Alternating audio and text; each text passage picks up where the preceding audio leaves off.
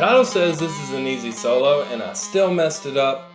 That's not too big of a deal because learning guitar and playing guitar is also about making mistakes. But I think that this solo is a great solo for the beginner guitarist to learn, because even though we can play it in the typical pentatonic box, we can also come up here, play it on only 2 strings, and it's really not that difficult to play. If you haven't guessed it by now, it Smells Like Teen Spirit by Nirvana. To play this solo, we only need the D string and the G string. I like to learn solos in little sections. So I'm gonna play through the first section, and then we'll break it down from a fundamental standpoint.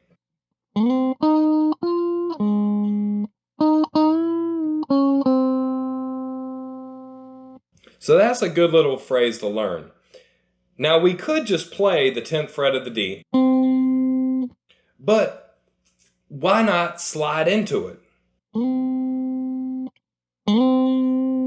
That sounds a lot better. So slide into the 10th fret of the D, play the 8th and the 10th fret on the G string, and then come down to the 6th fret of the D.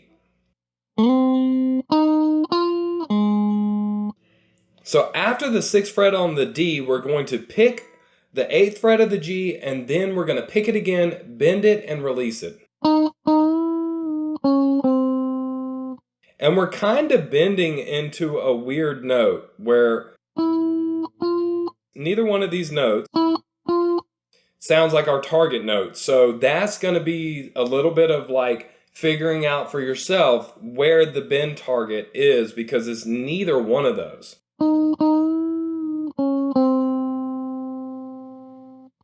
So learn how to play that first phrase slowly.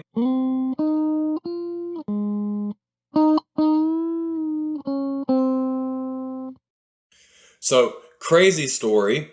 I'm editing the video, I'm getting through phrase 1, and then all of a sudden it looks like it's an earthquake. But problem is, we don't get earthquakes. It wasn't an earthquake the day that I recorded that. I live in North Carolina.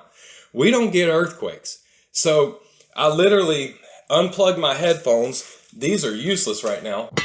So I could re-record the rest of this video. And cool story, in between the time I filmed that to now, my buddy Donnie sent me a brand new strap from a Strat. So let's dive right back in and start off with phrase 2.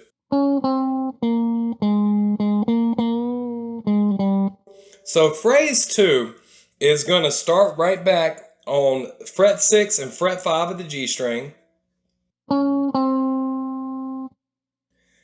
fret 8 of the D, fret 6 on the D twice, then you're going to pluck fret 8 on the D and then bend it. I like to bend this string down to the floor, release, then 6-5 on the D. So slowly, phrase 2 is like this.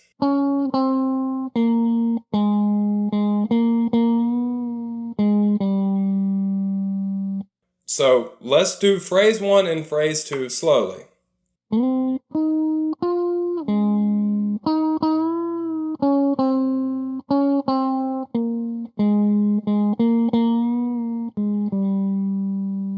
Then we're going to repeat it.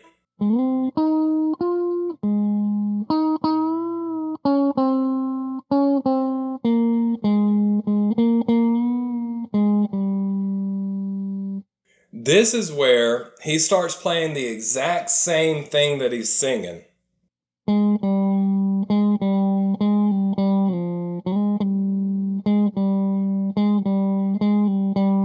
And that's 6-5, 6-5, 6-5, 3.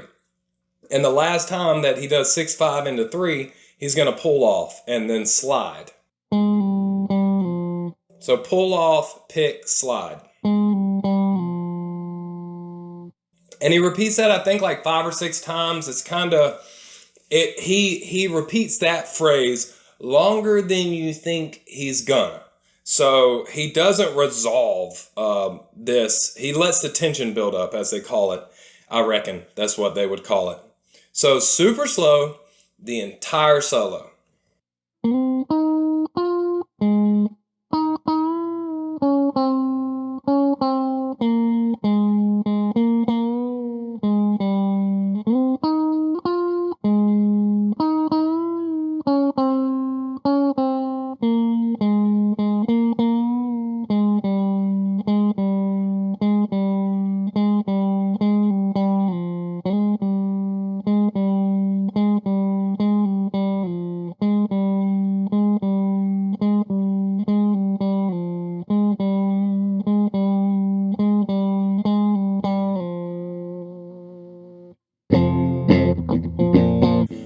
So there you have it. Mistakes and all. I left the mistakes in there because I think it's important to know mistakes are going to happen. I've been playing guitar for like 12 or 13 years, and every time I pick this thing up, I learn something new and I make mistakes, and that is okay. That's why I call myself the world's okayest guitar player, because I'm not gonna play this thing perfectly, but I am gonna play this thing okay enough to where it sounds pretty good and I have fun doing it, and I hope you do the same thing with your guitar. Let me know in the comments below what you thought of the video. Let me know in the comments below if there's anything that you would like to see. If you like the video, run up and bear hug the like button for me. Again, thank you, Donnie, for the strap. I'm loving this thing. I'm this much closer to being like Stevie Ray Vaughan, but I've got this much more to go. Remember, practice doesn't necessarily make you perfect, but it can make you okay. We'll see you on the next one.